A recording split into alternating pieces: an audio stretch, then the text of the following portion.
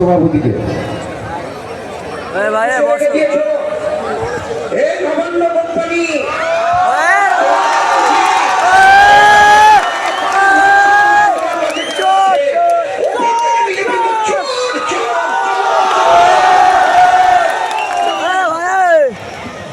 যে কথা আমাদের বলা সে কথা আমডাঙ্গার তৃণমূল প্রার্থী বলে দিয়েছেন, নতুন করে আর বলার কিছু নেই।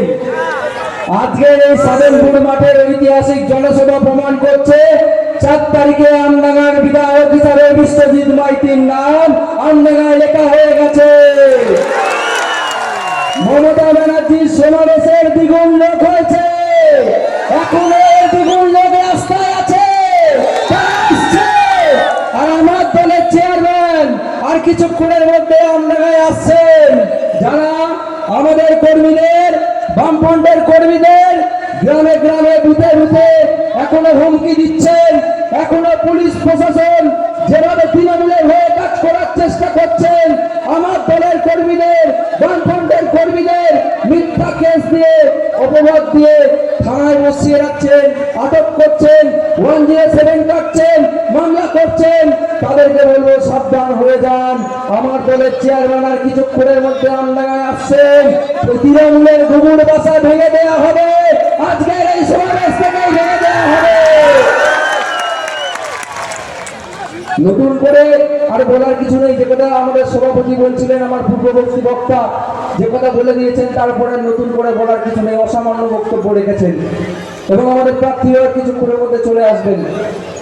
যে সমস্ত আমার বয়োজ্যেষ্ঠ বক্তারা বক্তব্য রাখবেন, তাদের সামনে আমার বক্তব্য অনেক ক্ষুদ্র এবং ছোট। আমি খুব সংক্ষেপে আমার বক্তব্য শেষ করব। এসআইআর নিয়ে, ওয়াকআপ নিয়ে মমতা ব্যানার্জি যে কথাগুলো বলেছেন সবই আপনারা জানেন। এই মমতা ব্যানার্জি বলেছিলেন যে আমি বেঁচে থাকতে পশ্চিমবঙ্গে এসআইআর হতে দেব না।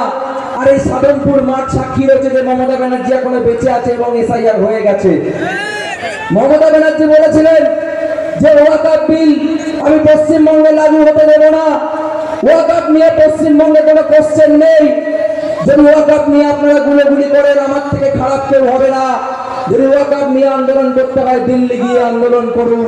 তাই আজকে আপনাদেরকেও বলবো, যখন কাসেম সিদ্দিকী ভোট চাইতে আসবে, তাকেও বলে দেবেন ভোটটা দিল্লি গিয়ে চান, আমডাঙ্গায় নয়। আজকে এই পশ্চিমবঙ্গ সরকারের আমলে যেভাবে শিক্ষা ব্যবস্থার উপরে আক্রমণ করা হয়েছে, যেভাবে কলেজে কলেজে, স্কুলে স্কুলে শিক্ষকদের, প্রফেসরদের অনুপস্থিতি, চাকরিতে দুর্নীতি, শিক্ষক নিয়োগে দুর্নীতি করা হয়েছে, আজকে তার বিরুদ্ধে নওশাদ সিদ্দিকী আওয়াজ তুলেছেন, তার বিরুদ্ধে বামফ্রন্ট আওয়াজ তুলেছে, আইএসএফ আওয়াজ তুলেছে।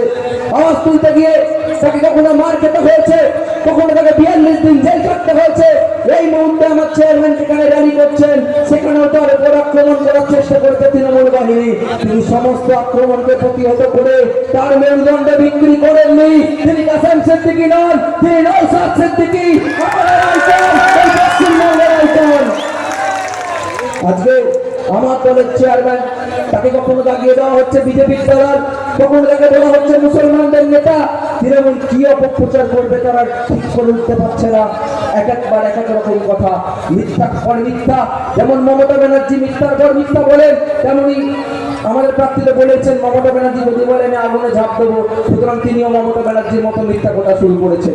এই আমডাঙ্গার মাঠে, সেখানে যখন ওই তৃণমূলের কর্মী সভা হচ্ছিল, সেখানে আমাদের যিনি এমএলএ রয়েছেন, তিনি বলছিলেন আমি তো আমডাঙ্গায় উন্নয়ন করেছি, নতুন করে আর কাসেম সিদ্দিকী কি উন্নয়ন করবে। তখন এমএলএর হাত থেকে মাইক্রোফোন কেড়ে নেওয়া হয়েছে। তৃণমূল নেতারা মেরে ঠোঁট ফাটিয়ে দিয়েছে। আর যখন কাসেম সিদ্দিকীকে বলা হচ্ছে কি ঘটনা ঘটেছে, উনি বলছেন আইএসএফ আর বিজেপি মিলে আমাদের সবাই আক্রমণ করেছে। তার এই মিথ্যাচারের পর তিনি যদিও বা 20-25 হাজার ভোট পেতেন, সেটাও আর পাবেন না। উনি বলছেন না যে আমার এখানে আইএসএফ এর সঙ্গে কোনো প্রতিদ্বন্দ্বিতা নেই, আমার প্রতিদ্বন্দ্বিতা এখানে বিজেপির সঙ্গে। ঠিকই বলেছেন, কারণ উনি জানেন এখানে আইএসএফ জিতে যাচ্ছে, প্রথম হচ্ছে, আর ওনার বিজেপির সঙ্গে, তৃণমূল আর বিজেপির সঙ্গে প্রতিদ্বন্দ্বিতাকে সেকেন্ড হবে, কে থার্ড হবে সেই নিয়ে। আইএসএফ এর সঙ্গে তৃণমূলের কোনো প্রতিদ্বন্দ্বিতা নেই। ওনারা বলেন বারবার করে, মমতা ব্যানার্জি এসে বলে গেছেন যে আইএসএফ বিজেপির দালাল, যদি আইএসএফ কে ভোট দেন তাহলে বিজেপি ক্ষমতায় চলে আসবে। আমার দলের চেয়ারম্যান বারবার সমাবেশ থেকে ওপেন প্ল্যাটফর্ম থেকে মমতা ব্যানার্জির উদ্দেশ্য করে তিনি বারবার করে বলেছেন যে আসুন মমতা ব্যানার্জি থাকবেন আর আমার দলের পৃষ্ঠপোষক থাকবেন, এক জায়গায় বসবেন, লিখিত হবে যে আইএসএফ যে জায়গায় প্রার্থী দিয়েছে, যদি সেখানে বিজেপি জেতে তাহলে মমতা ব্যানার্জি যা শাস্তি দেবেন আমার দলের পৃষ্ঠপোষক মেনে নেবেন, আর যদি তৃণমূল কংগ্রেস যেখানে প্রার্থী দিয়েছে সেখানে যদি বিজেপি জেতে আমরা যা শাস্তি দেবো মমতা ব্যানার্জিকে মাথা পেতে নিতে হবে। মমতা ব্যানার্জি এই চ্যালেঞ্জ অ্যাকসেপ্ট করেননি, কারণ শ্রমিক ভট্টাচার্য বলেছেন যে সেদিন যদি লেবার রুমে অটল বিহারী বাজপেয়ী আর লালকৃষ্ণ আডবাণী না থাকতেন তাহলে তৃণমূল কংগ্রেস দলটার জন্মই হতো না। এখান থেকেই পরিষ্কার তৃণমূল কংগ্রেসের জন্ম হয়েছে বিজেপির গর্ব থেকে, তাই বিজেপির সবচেয়ে বড় দালাল মমতা ব্যানার্জি আর তৃণমূল কংগ্রেস, সেটা আজকে মানুষের কাছে পরিষ্কার। তাই আসন্ন বিধানসভা নির্বাচনে আগামী 29 তারিখ বাম চিহ্নে আপনাদেরকে ভোট দিতে হবে। এই রাঙামাটি সিনিয়র মাদ্রাসায় আমরা আলিয়া বিশ্ববিদ্যালয়ের ক্যাম্পাস করব। আমরা আগের দিন মমতা ব্যানার্জি এসে বলে গেছেন উনি নাকি 100 বেডের হাসপাতাল করবেন আমডাঙ্গায় আর চক্রপুকুরে। এতদিন কোথায় ছিলেন? আমরা যখন এই দাবি তুলেছি যে আমডাঙ্গায় আমাদের গ্রামীণ হাসপাতালকে আমরা সুপার স্পেশালিটি হাসপাতাল করব, আমরা দত্তপুকুরে হাসপাতাল করব, আমরা দত্তপুকুরের রূপে জেনারেল ডিগ্রি কলেজ করব, তখন ওনার মনে পড়েছে এই সমস্ত কথা বলতে হবে। আমডাঙ্গায় গিয়ে ওনাকে এখান থেকে প্রশাসনিক কর্তারা রিপোর্ট পাঠিয়েছেন আপনি আমডাঙ্গায় গিয়ে এই প্রতিশ্রুতিগুলো দিন, তাই উনি এসে প্রতিশ্রুতি দিয়ে গেছেন। ওনার মিথ্যা প্রতিশ্রুতিতে আমডাঙ্গার মানুষ ভুলবে না। পার্থভৌমিককে আমডাঙ্গার মানুষ জিতিয়েছিল, ব্যারাকপুরের মানুষ জিতিয়েছিল, পার্থভৌমিককে জেতার পরে আর আমডাঙ্গায় দেখা যায়নি। আবার উনি আসছেন নতুন করে আমডাঙ্গায় সন্ত্রাস করতে আসছেন, নতুন করে আবার কাসেম সিদ্দিকীকে জেতানোর দায়িত্ব নিয়েছেন পার্থভৌমিককে বয়কট করতে হবে। 1 টাকার কাজ উনি আমডাঙ্গায় করেননি এমপি হওয়ার পর থেকে, তাই পার্থভৌমিক আমডাঙ্গায় আসলে তাকে তাড়া করতে হবে, সেই ব্যবস্থা আমডাঙ্গার সাধারণ মানুষকে করতে হবে। এই কথা বলে আগামী 29 এপ্রিল বামফ্রন্ট সমর্থিত আইএসএফ প্রার্থী বিশ্বজিৎ মাইতিকে ইভিএম এর 8 নম্বর বোতামে বাম চিহ্নে ভোট দেওয়ার আহ্বান জানিয়ে আমি আমার বক্তব্য শেষ করছি। সকলকে সংগ্রামী অভিনন্দন। ইনকলাব জিন্দাবাদ, ইন্ডিয়ান সেকুলার ফ্রন্ট জিন্দাবাদ, স্টুডেন্ট ফ্রন্ট জিন্দাবাদ। ধন্যবাদ।